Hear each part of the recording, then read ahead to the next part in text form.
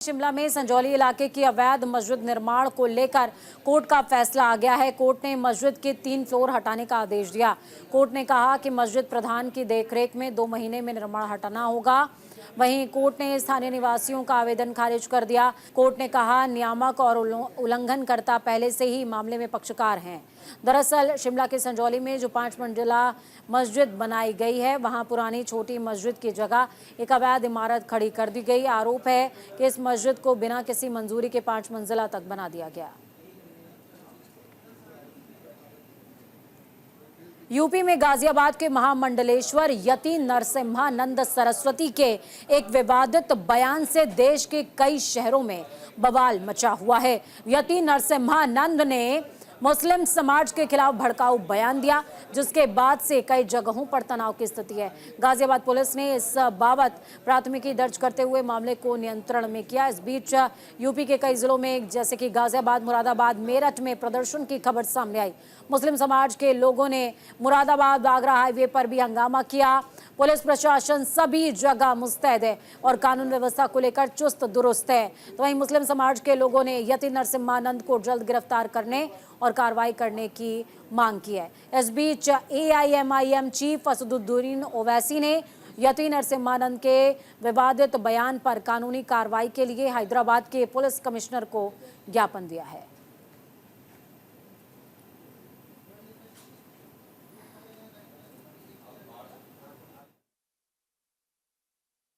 और इस तरह से आप भारत की सबसे बड़ी माइनॉरिटी के जज्बात को ठेस पहुंचाएंगे तो ये सरासर नाकाबिल कबूल है।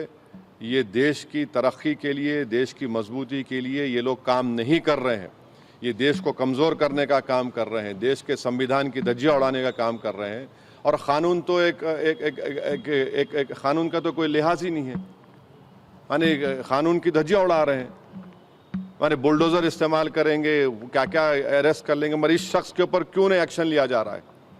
जो भारत के ना सिर्फ मुस्लिम माइनॉरिटी बल्कि कई हमारे हिंदू भाई हैं, उनको भी तकलीफ पहुंच रही है सब चीज़ें देखकर, पढ़कर, और वो खुद शर्मिंदा हैं, वो खुद तकलीफ का इजहार कर रहे हैं। तो रूल ऑफ लॉ प्रिवेल होना चाहिए, क़ानून सबके लिए बराबर है और क़ानून का इस्तेमाल भी सब पे होना चाहिए। और ख़ास तौर से ऐसे मामले में पिछले अभी 2 दिन पहले आप लोगों को मालूम है कि दासना के जो महंत हैं और दासना के जो वो पुजारी हैं, जिनका पति असीमानंद नाम है सरस्वती, उन्होंने हमारे नबी मोहम्मद सल्लल्लाहु अलैहि वसल्लम के शान में नाज़ेबा कलिमात कहे और इतने ख़तरनाक कलिमात हैं कि उनको हम दोहरा भी नहीं सकते। यानी अब तक की मेरे इल्म में ऐसा नहीं है कि इतना सख्त बयान किसी ने दिया हो। अब से पहले भी गुस्ताख नबी हुए हैं और गुस्ताख रसूल हुए हैं, मगर उन्होंने इतने सख्त कलिमात नहीं कहे हैं जितने के इन्होंने कहे हैं। देखिए, सती नरसिम्हानंद एक मंदिर का जिम्मेदार है और वो धर्म की बात करता है, लेकिन उसने जो शैतानियत की बात करी, उसने हमारे रसूल के खिलाफ जो बयान दिया है और जो लोगों को भड़काया है कि वो उनका पुतला जलाएं, ये बात ऐसी है कि जो सारी दुनिया के मुसलमानों को और हिंदुस्तान के तमाम मुसलमानों को, युवाओं को और हमारे उलमा को इससे जज्बात को उनके ठेस पहुंची है।